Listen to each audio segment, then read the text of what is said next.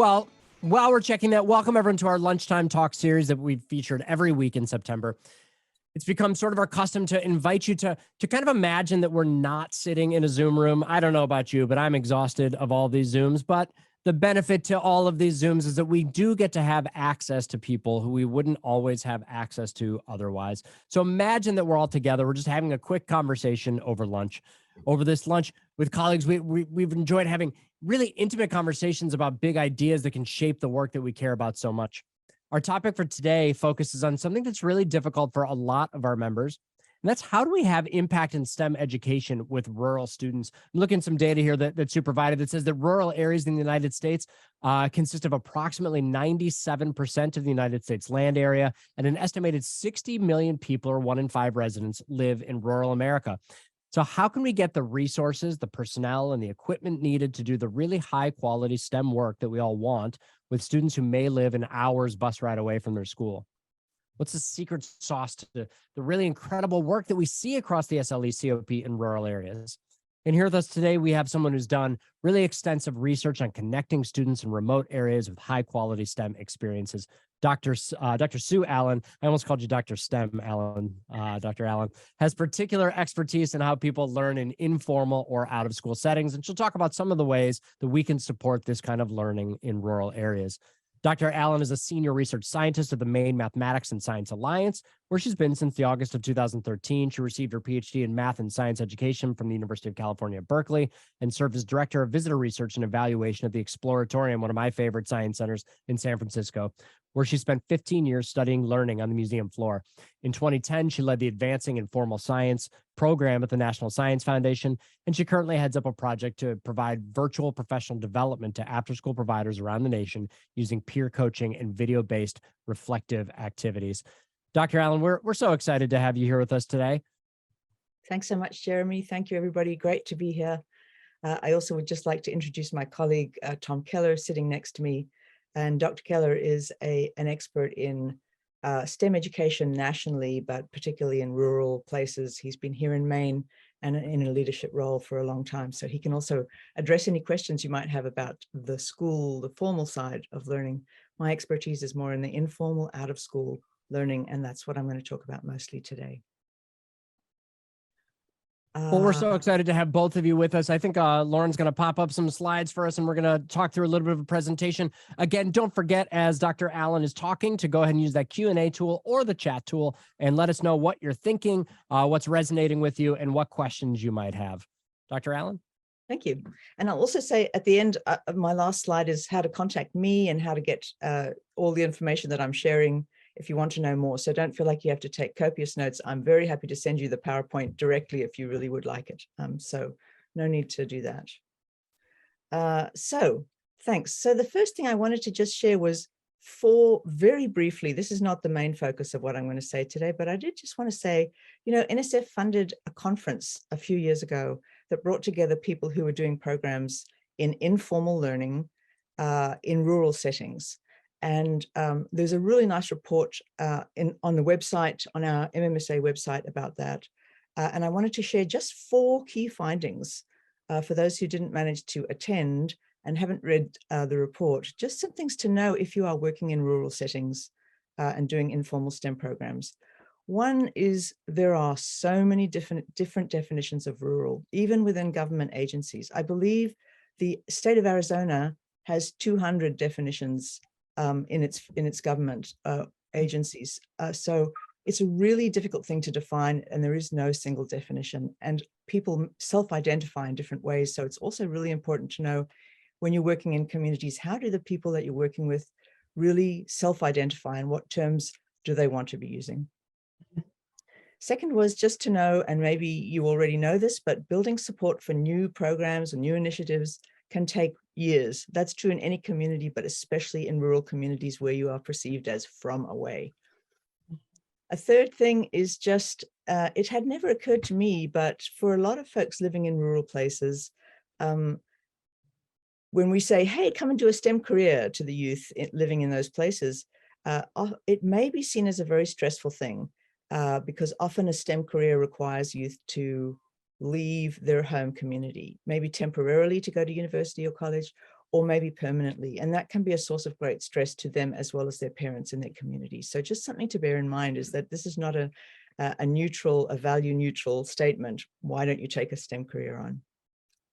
And the last thing, just for the researchers out there, I learned at this conference to be aware of per person measures of cost in programs, because of course, anytime you measure a per person cost, the rural folks living in rural settings will come out as being more expensive simply by virtue of there being smaller numbers in programs. That's unavoidable. And that's just something that we need to remember because it's an equity issue.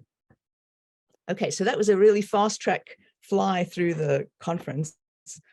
And now I'd like to tell you a little bit about a project that I worked on for about 4 years with Jan Mocross and Tom Keller and others at MMSA. And it was really about how to support informal STEM education in rural places without investing massively in bringing in new industries or bringing in new programs or bringing in lots of equipment, but really surfacing the kinds of assets that are already in those rural settings. So that was the focus of the program. And I've just got a slide here just to remind us all of how many assets there are in rural places. These are just some examples, starting with the natural phenomena and going through all kinds of organizations and all kinds of people living in the communities. There are just huge numbers of resources in any rural setting. So it's a great place to start from, a place of assets. Thank you. Next slide. For those of you who like theoretical framings and have really good eyesight and can see this font, this is the theoretical model. I won't spend long on it, but it's a Bronfenbrenner model of learning where the student, the youth, and their family are at the center. And then what goes out is circles of influence. So the first circle is the people that they interact with regularly, the school, their relatives, maybe their after school program.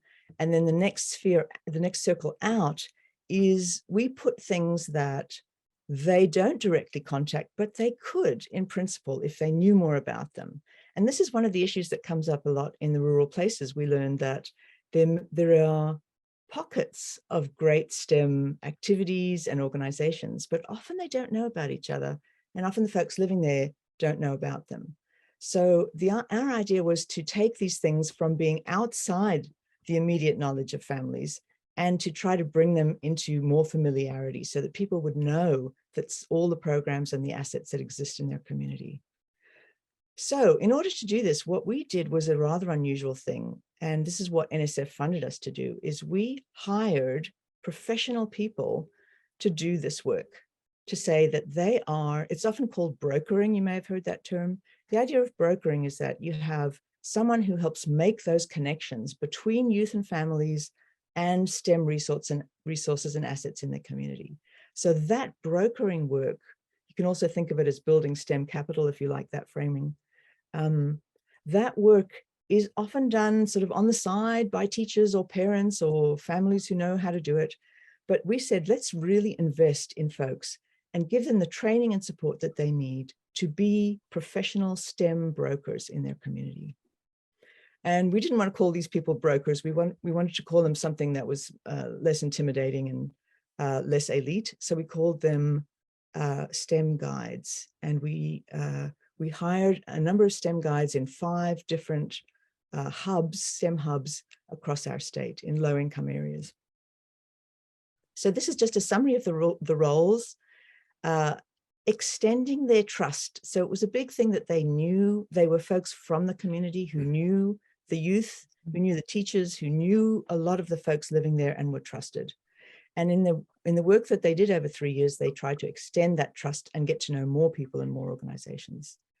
Learning about assets, they needed to learn because nobody knows everything about the assets in their community. So that was a lot of what they did, was reaching out and finding partners who were also interested in this venture. And then, of course, connecting youth and family with those assets. So who were they? Well, we hired, as I mentioned, community members who already had some kind of affiliation with youth. Sometimes they were teacher aides or teachers or retired teachers, or they were library staff, or they were someone who ran the school play, or anyone who was sort of associated with youth, because that gave them a step up and some trust. And we hired folks half-time, and we were only able to use adults because there was an issue of them having to be cleared in order to work with youth individually. We had to be sure that they had background checks, so that eliminated youth. Just for those of you thinking, wouldn't this be a great thing for older youth to do with younger youth? We thought of that too. Okay, so moving along. Just a few pictures to share with you. So this is one of our wonderful STEM guides, Alison Saunders, who came up with this idea of let's go into the farmers markets in our rural places and let's really look at the math. Jan Mocros's idea of looking at place-based mathematics in rural places and looking at agriculture. So these farmers markets were places where all the farmers would bring all their produce, and we would set up a stall. Alison would set up her stall, and she would encourage the folks coming. It's a very social event too, these farmers markets. Ask them questions about scaling and about measurement and about comparisons, and really trying to bring some mathematics into these everyday activities. So one example was, you can see her holding a gigantic potato there, and that was a good conversation starter. Is that really a possible potato? And then at the bottom, there's a girl who's trying to figure out how many small strawberries it would take to make the weight of the biggest strawberry ever made, which is apparently 8.1 ounces, if you're wondering. Okay. What I really wanted to share with you today, because I know you folks are all really active ecosystem leaders, and we talk about brokering, this kind of connection making within our ecosystems and how important it is. I think this ecosystems group, you really know how important this brokering role is, but we haven't talked really much about what kinds of things constitute brokering. And one of the things we learned through our research was that there are we called them three different types of brokering, and we cut them by level. So we had shallow brokering, which is easy and quick to do. And an example of that is just telling somebody, hey, there's an event coming up, there's a farmer's market, and there's going to be some mathematics. Why don't you come along? So pointing to something, that's what we call just pointing. And it's mostly what we do when we broker is we just tell people about things. That might be in a handout, it might take the form of email or social media, but it really is just essentially a pointing activity. It takes almost no time, and it assumes you know what that activity is. Unfortunately, what we learned is that most of the time, people don't act on those pointers. And so what we did was we also explored what we called supporting, and that was an intermediate level of brokering. And the idea of supporting is that often it can really help youth in rural places and in urban places too, to just give them a little bit of support getting over some kind of obstacle. So it may just be an application form for a summer camp, and the youth don't know where to get the form or how to fill it out, just helping them with that. It might be arranging transportation for them, helping with that, writing a letter of recommendation for them, or going along with them in some kind of accompanying supportive role. So just to say that there's a lot of legitimacy, and that can really make the difference between between youth attending something or joining a STEM resource and not. So that supporting role is really key, and it's something that people in a community can do without a whole lot of knowledge. It is something that most adults can help youth with. And the last kind we called was deep connection making, deep brokering, and we called that leading. And so the idea there was that sometimes you really have the expertise and the time to lead youth through a STEM experience. And so examples of that are, we asked so Alison in her youth, Alison Saunders in her hub, ran a teen science cafe, which is a well-established asset. It's a kind of activity that has been well studied. It's evidence-based. It's been proven to be successful, and it's been proven as an example of a STEM activity that engages the whole community. And so that was an example. You can look it up online and find out more about this wonderful format. So that was something that we would call a leading brokering experience, and that was the one that took the most time and led to the deepest impacts on youth. So I just wanted to share those three because I think it was a really helpful framing for us to think about what kinds of brokering are our guides did, and they did all three at different times. Okay. Here's an example from the Teen Science Cafe that we did in the rural settings, where we have some youth putting together some components for a drone and looking at some thermal imaging from a firefighter and a police officer talking about how they use dogs for search and rescue and the mapping and navigation. And there's so much STEM that is happening in all these places, and they really helped us as local community members to surface that. And then the youth were the ones that led this program. So this was a wonderful success. Then just to say, you know, so the idea here fundamentally in our logic model was that we would go from step to step, so that youth might try something. They'd go to an event and they'd see the search and rescue dog, and they'd think, oh, I want to find out more about that. And then they'd be able to go to maybe a local vet and meet with them, and maybe they'd be able to do an apprenticeship. And so this idea of an informal trajectory of learning and participation was what we were really hoping to stimulate and support. And when we looked at the numbers, what we found, you might guess this, was that most of the youth, we reached hundreds of youth, and we did thousands of brokering events that we were able to document. So this went on for some time in 5 hubs. Most of the youth did one thing and did not continue to others, but a large number did many things, and quite a few people did more than 20. So there were kids who got really engaged in this, and their parents sometimes drove them for miles to make sure that they could attend an event or be part of the brokering. Yeah, that's probably, oh, and I think our mean number was actually 3 events. So on average, our kids went to 3 different events that were pointed or brokered by these guides. So a few thoughts about challenges. Some of the main challenges, if you're thinking about doing something like this, transportation was still an issue, as it is, of course, in so many rural communities. Getting to events is always difficult. And even if they're local community events or in a town or 2 away, there's still driving usually involved. Of course, this was pre-COVID, so a lot of events are now virtual, but still there's nothing like being together. And of course, high-speed internet is a big challenge for a lot of rural places still. Hopefully some of the new federal investments will alleviate that, but it's still a major issue, is how to get a high-speed internet. The libraries, by the way, are a great source. The libraries and schools very often do have good internet. So we used them a lot as partners, and they were excited to be involved. Some cultural barriers we ran into was that sometimes the rural communities were, I already talked about beliefs about STEM, were concerned that their kids being involved in STEM might take them away from the community I already mentioned. Also, they didn't have, this surprised me, was that a lot of the folks, the parents we would talk to, didn't have the sense of the learning trajectory of their youth the way we saw it. We, of course, were obsessed with STEM, and we said, there's STEM, and here's all the ways you can build their STEM interest. But they were really interested in, what kind of programs are you going to bring to our community, rather than how can you help us connect based on the individual interests of our kids? How can you help us find the next thing they might want to try? So it was surprising to me just how far we are in our education, how we think about education. We think about trajectories in terms of school and college, but not nearly as much in out of school, and that was a struggle. And lastly, we ran into some surprising competition. Sometimes the organizations that we worked with in communities didn't want to work together because they saw themselves as competing for the youth. And that was something that we learned, was that the youth are already so busy in these rural communities. They're doing sports a lot.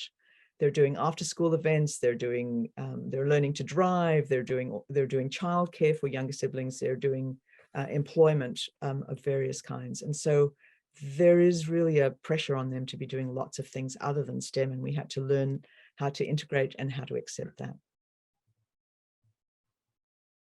So this was a really nice example of one of our STEM guides. She spontaneously created this as a way to encourage thinking about trajectories. It's a STEM brag board.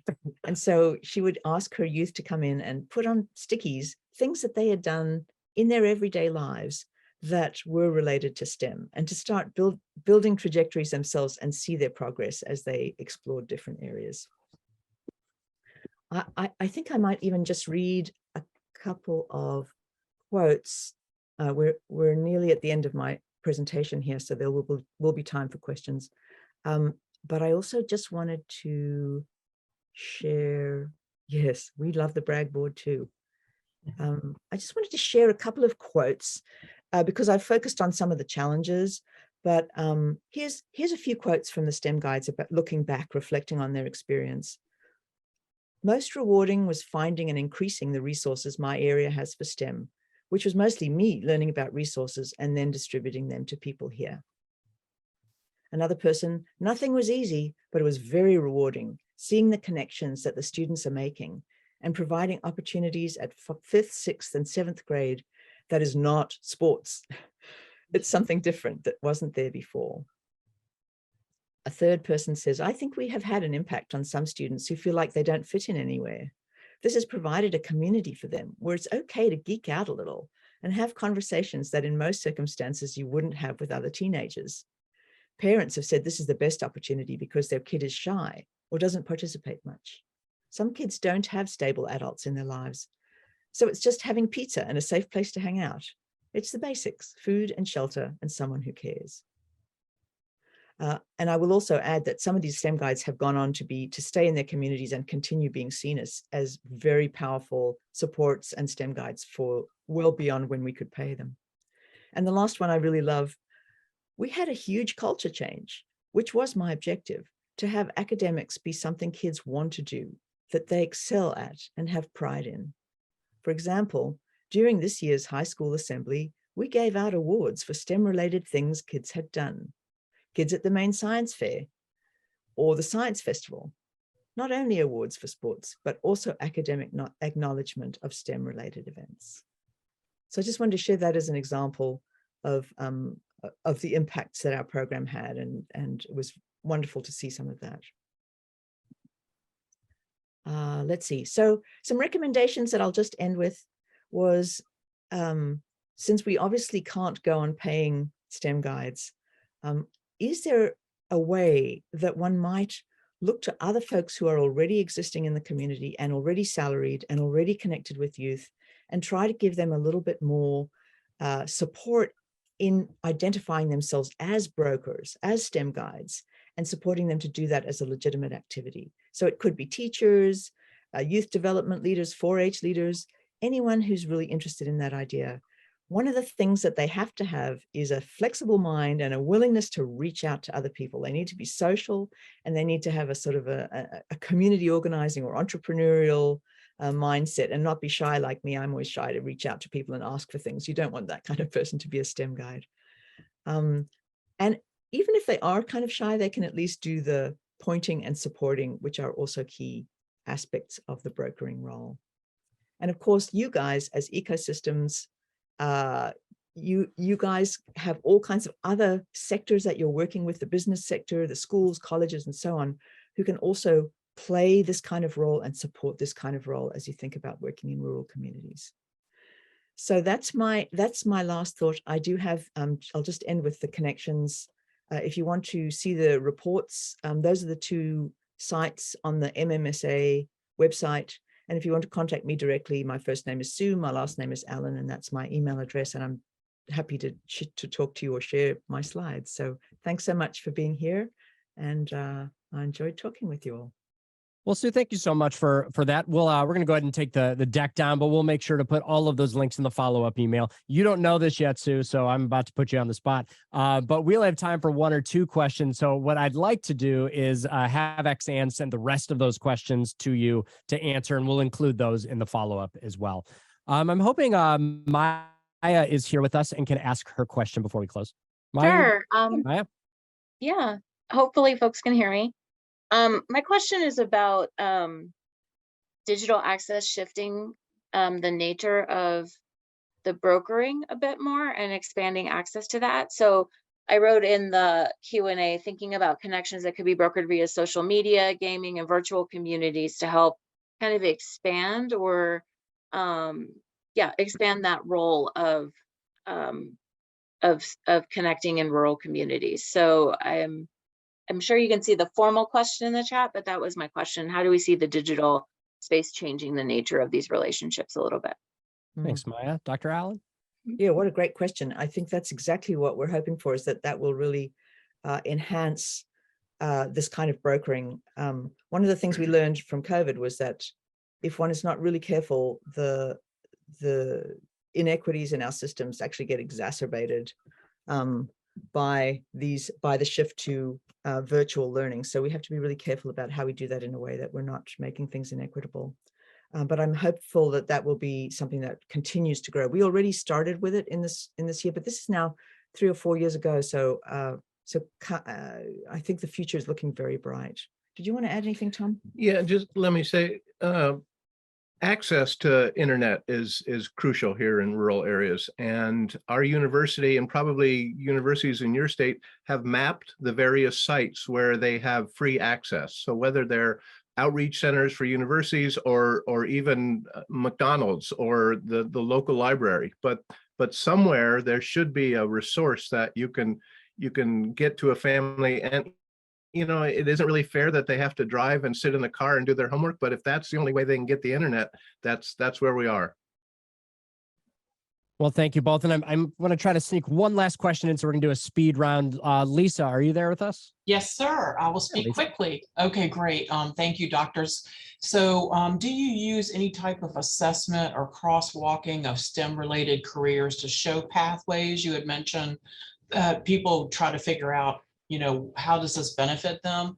Because I think the folks I'm working with, there's agricultural positions, there's development positions, real estate, infrastructure, water, all of the above. So I just wasn't sure how you kind of relate that, because our state STEM coordinator is currently working with our state development team to identify STEM careers, and it's hard. So thank you again.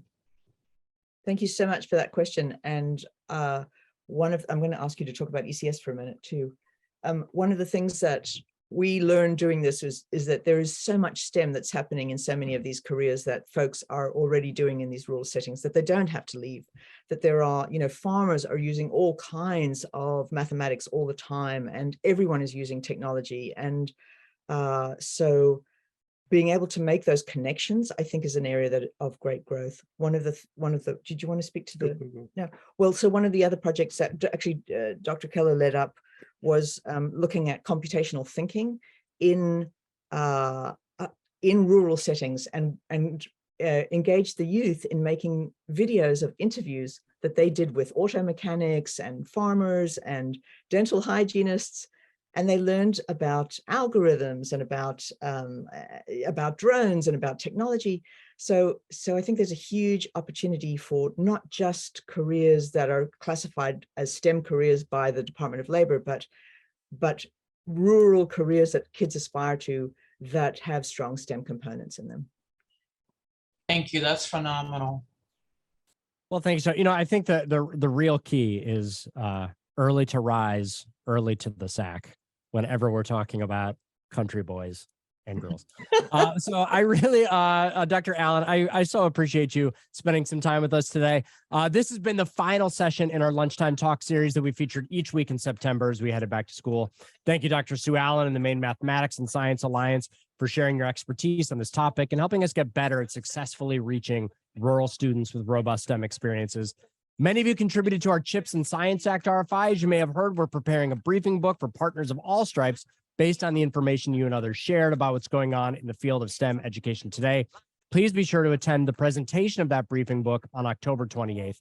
We know that you'll be encouraged and energized as you get a better handle on the work that's being done and the opportunities that are still on the horizon for all of us in creating trajectory-changing STEM experiences for all students. Thanks for joining us today, and we'll see you all next time.